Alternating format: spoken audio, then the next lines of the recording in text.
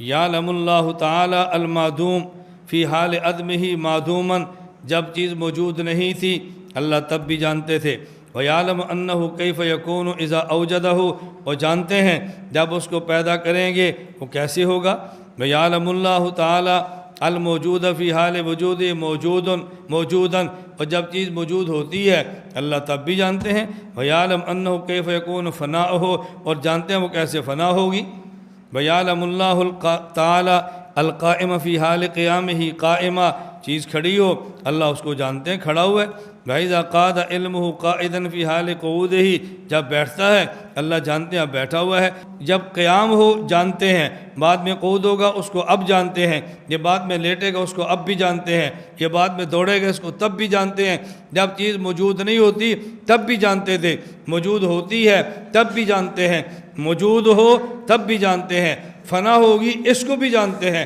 تو اللہ تعالیٰ کا علم حادث نہیں ہے، ہمیشہ سے اللہ کے علم میں ہے، کب اٹھے گا، کب بیٹھے گا، کب سوئے گا، کب چلے گا، کب پھرے گا، کب جیے گا اور کب مرے گا اور کہاں مرے گا۔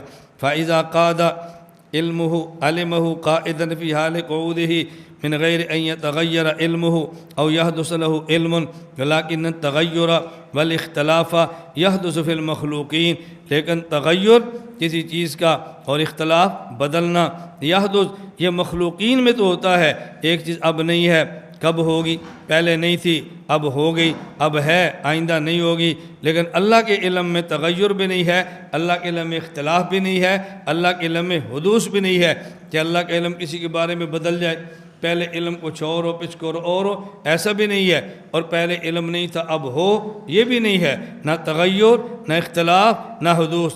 خلق اللہ الخلق سلیما من الکفر والایمان، اللہ تعالیٰ جب پہلے پیدا فرماتے ہیں نہ ہی بندہ کافر ہوتا ہے نہ ہی مومن، ثم خاطبہم پھر اللہ بندوں کو خطاب کرتے ہیں، وامرہم پھر اللہ حکم دیتے ہیں ایمان لاؤ، حکم دیتے ہیں عبادات کرو، حکم دیتے ہیں حلال کھاؤ، ونہاہم اور منع کرتے ہیں کفر سے بچو، منع کیا ہے کفر سے، منع کیا ہے شرک سے، منع کیا ہے زنا سے۔ فکفر من کفر بفعلہ و انکارہ و جحودہ، تو جو شخص کافر ہوتا ہے وہ کفر کرتا ہے اپنے اختیاری فعل سے، اللہ کا انکار کرتا ہے اپنی مرضی سے۔ فکفر من کفر، اور جس نے اللہ کا انکار کیا بفعلہ اپنے اختیار سے، اپنی مرضی سے انکار کیا، انکار اور جھوٹ مرادف لفظ ہے، بخذلان اللہ تعالی ایاہ، اس لیے کہ اللہ نے اس کو رسوا کرنا تھا، وآمن من آمن بفعلہ، اور جس نے اللہ کو مانا اپنے اختیار سے، و اقرارہ اپنی مرضی کے اقرار سے، و تصدیقہ اپنی مرضی کی تصدیق سے، بتوفیق اللہ تعالی، اس لیے کہ اللہ نے اس کو توفیق عطا فرمائی ہے، ونصرتہ لہ، اس لیے کہ اللہ نے اس کی مدد فرمائی ہے۔ بات سمجھو، یہ بہت اہم عبارت ہے اور بڑی قابل اشکال ہے۔ دیکھو اللہ تعالیٰ پیدا کرتے ہیں، نہ بندہ مسلم نہ کافر، اور بے فرماتے ہیں ایمان قبول کرنا، یہ ایمان قبول کرتا ہے مرضی سے، کفر سے بچنا یہ کفر اختیار کرتا ہے مرضی سے، اور امام صاحب کیا فرما رہے ہیں بفعلہ و انکارہ و جحودہ، اس نے اپنے اختیار سے کفر کیا ہے، اپنی مرضی سے انکار کیا ہے، لیکن کیا کیوں ہے؟ اس لیے کہ اللہ نے اس کو رسوا کرنا تھا۔ تو جب اللہ کا فیصلہ رسوا کرنے کا ہے تو اس کی مرضی کہاں سے آ گئی، اس کے اختیار کہاں سے آ گیا؟ وآمن من آمن بفعلہ، جس نے اللہ کو مانا ہے بفعلہ اپنے اختیار سے، اقرار اپنا ہے، دل سے تصدیق اپنی ہے، کیوں؟ بتوفیق اللہ تعالی، اس لیے کہ اللہ نے توفیق دی ہے۔ تو جب اللہ نے توفیق دی ہے تو اس کے اختیار کیسا؟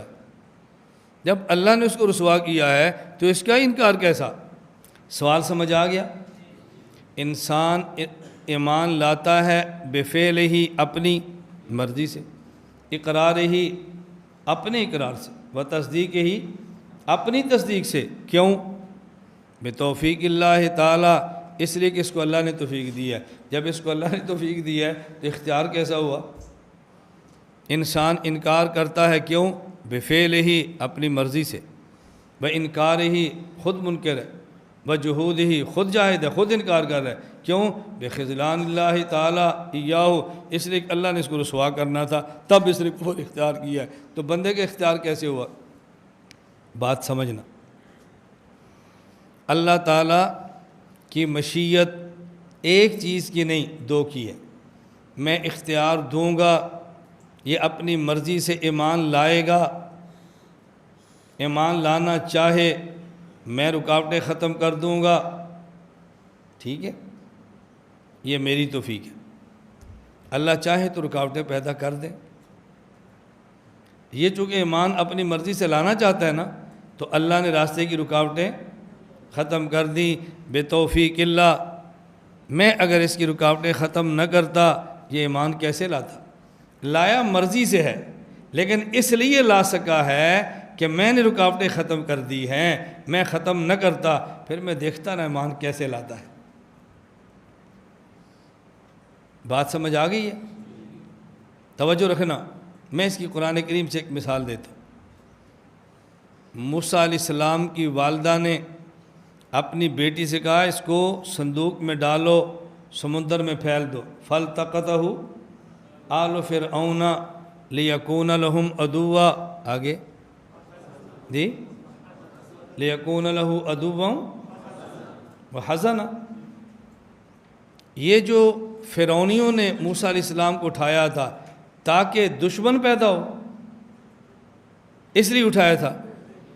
توجہ رکھنا، اللہ وجہ بتا رہے ہیں، یہ وجہ کا معنی یہ نہیں ہے کہ انہوں نے اٹھایا اس لیے تھا تاکہ ہمارے گھر ہمارا دشمن پیدا ہو۔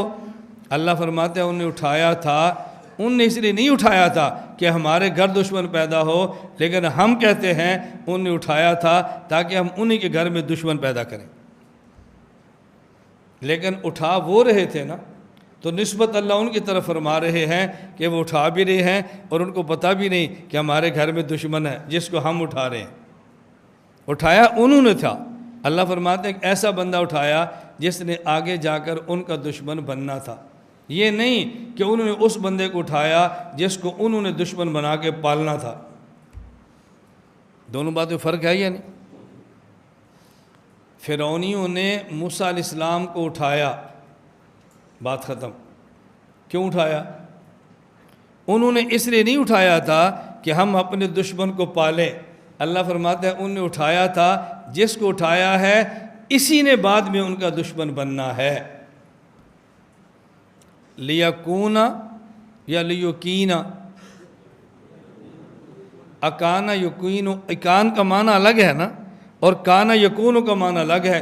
یہ نہیں فرمایا لیکین، انہوں نے موسیٰ کو اس لیے اٹھایا تاکہ اپنا دشمن اپنے گھر میں پیدا کریں، فرمایا نہیں، انہوں نے ایسے بندے کو اٹھایا جس نے ان کے لیے دشمن بن جانا تھا۔ تو انہوں نے اس لیے نہیں اٹھایا کہ یہ ہمارا دشمن ہے، اللہ فرماتا ہے جس کو اٹھا رہے ہیں نا اسی نے ان کا دشمن بننا ہے۔ بتوفیق اللہ تعالی، یہ بندہ ایمان اپنے اختیار سے لا رہا ہے، اپنی مرضی سے لا رہا ہے۔ جب اس نے ایمان لانے کا فیصلہ کر لیا، ہم نے اسباب دیے، اگر اسباب نہ دیتے تو یہ ایمان نہ لاتا۔ تو یہ اس لیے لا رہا ہے کہ ہم نے توفیق دی ہے، ہم نے اسباب دیے ہیں۔ توجہ رکھنا، ہم نے توفیق دی اس وجہ سے ایمان لایا نا، ایمان تو اس نے مرضی سے لانا تھا اور ہم نے ایسی ترتیب بنا دی ہے، کوئی ایمان لانا چاہے تو ہم اسباب پیدا کر دیتے ہیں، اور اگر ہم اسباب پیدا نہ کریں کوئی ایمان لا ہی نہیں سکتا۔ ایمان اس لیے بندہ لاتا ہے کہ ہم نے اس کے ایمان کے اسباب پیدا کیے ہوتے ہیں۔ کچھ سمجھ آیا؟ نہیں آیا پھر کہوں؟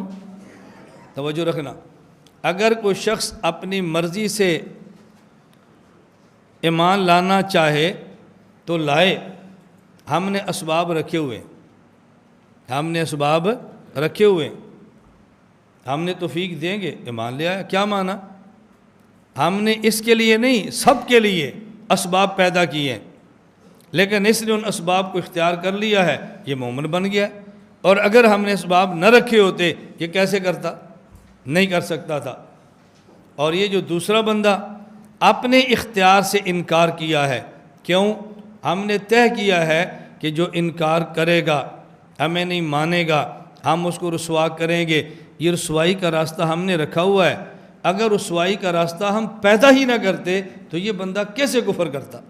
یہ کفر اس لیے کر رہا ہے کہ ہم نے رسوائی کا راستہ بھی رکھا ہے، اور یہ ایمان اس لیے لا رہا ہے کہ ہم نے ایمان لانے کے اسباب بھی رکھے ہیں۔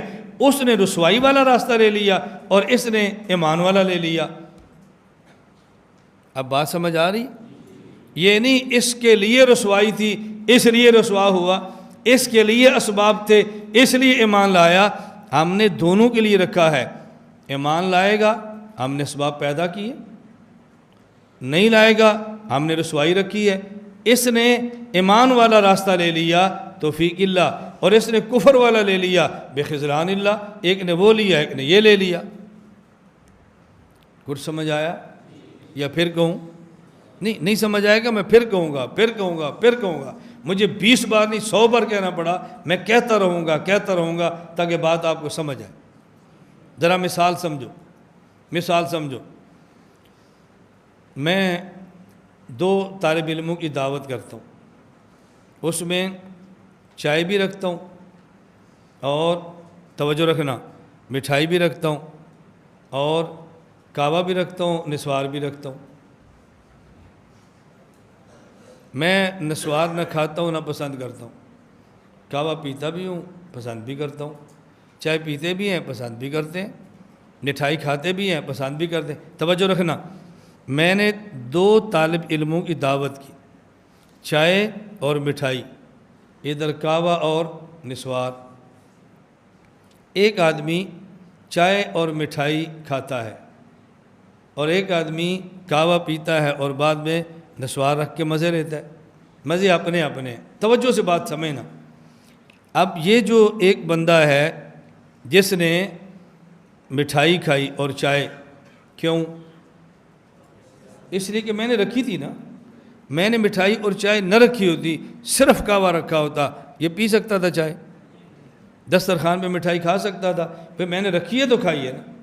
اور دوسرا بندہ کعوہ پیا ہے، اوپر نسوار کے مزے لے رہا ہے، کیوں؟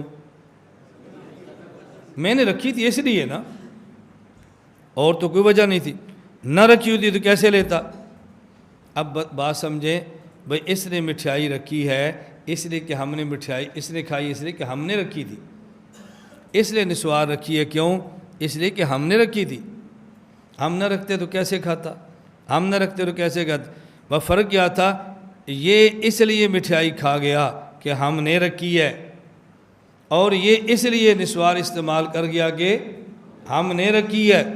اللہ فرماتے ہیں یہ اپنے اختیار سے مومن ہو گیا، کیوں؟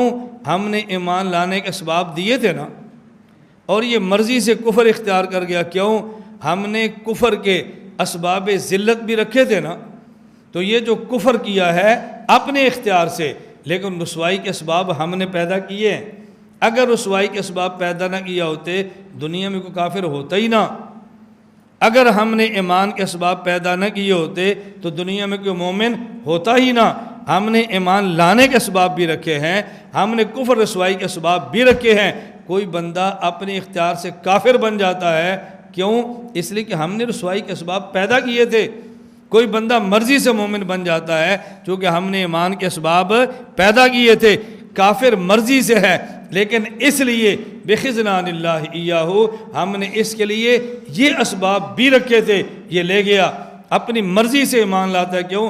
بتوفیق اللہ ایاہ، ہم نے اس کے لیے ایمان کے اسباب بھی رکھے تھے، اس نے اس کو لے لیا۔ توفیق بھی ہماری طرف سے ہے، خذلان بھی ہماری طرف سے ہے، لیکن یہ نہیں اس کے لیے خذلان ہے اس کے لیے توفیق ہے۔ ہم نے دونوں کے لیے دونوں رکھے تھے، اس نے خذلان والا کفر لے لیا اور اس نے توفیق والا ایمان لے لیا۔ اب سمجھ آ رہی ہے؟ اس تقریر پر کوئی اشکال رہ جاتا ہے؟ ختم ہو گیا اشکال؟ سمجھ آ گئی؟ میں اس لیے سمجھا رہا ہوں، اس کو سمجھو۔ دیکھو اختیار بھی باقی ہے اور کفر بھی ہو رہا ہے، خذلان بھی ہے، توفیق بھی ہے، دونوں چیزیں چل رہی ہیں۔ اللہ تعالی ہمیں یہ باتیں سمجھنے کی توفیق عطا فرمائے۔